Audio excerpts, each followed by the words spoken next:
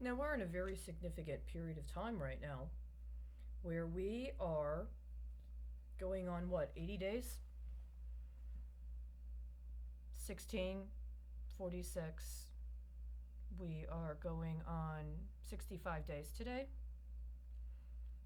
March 15th, 2021, there was something it seemed incomprehensible. Why?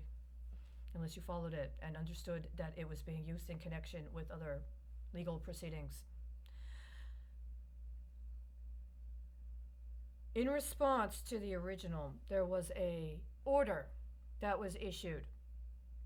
Despite denying or refusing to grant consent to proceed before a magistrate judge. Why? Because the charges were not simple charges.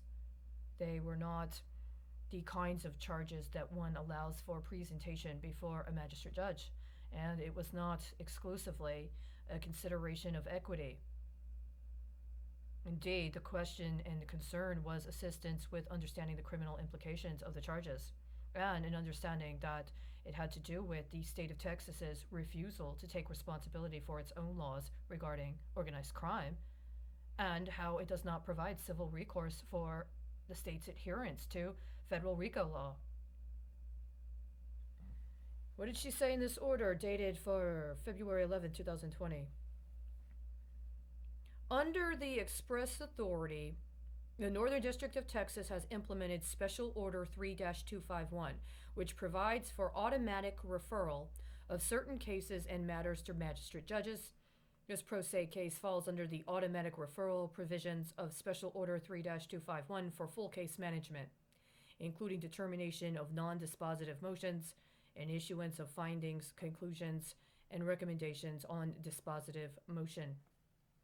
What did she say about this? As of the time of this order, there had been no updates to the local rules of civil procedure or the local rules of criminal procedure. She did acquire another official copy of both the criminal and civil rules in printed out form from the clerk of the court at the time of the original filing of the cases. Then it discusses plaintiff's consent to this procedure is not required. Then it cites a case. See Nixon versus GMAC Mortgage Corporation, 408 FAPP 833834, 5th Circuit, 2011. What does she say here? The inclusion of this case is itself evidentiary of the charges. See the specifics regarding the alleged job offers to work in janitorial services at the Arlington General Motors plant from March through May of 2021, including the online training referencing asbestos with no prior information on safe handling of asbestos material. See email to those alleging to provide the online training and job offer, as well as their refusal to cease and desist attempts to contact her about alleged jobs at this facility. This is evidence of the contract bid crimes that were charged in the original request for articles of impeachment. It's also more than that.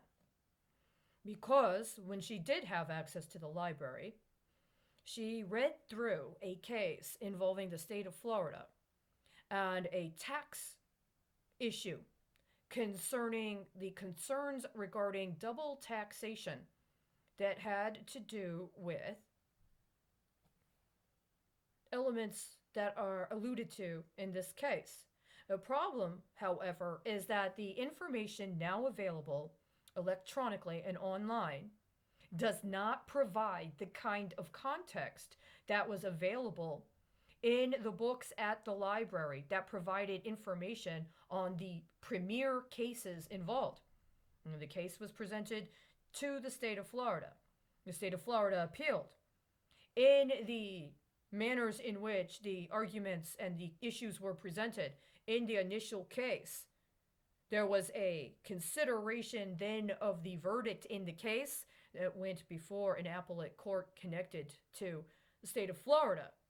Now the information online wants to discuss this case from a perspective of it having an argumentation that was considered at and opined on by the Supreme Court of the United States.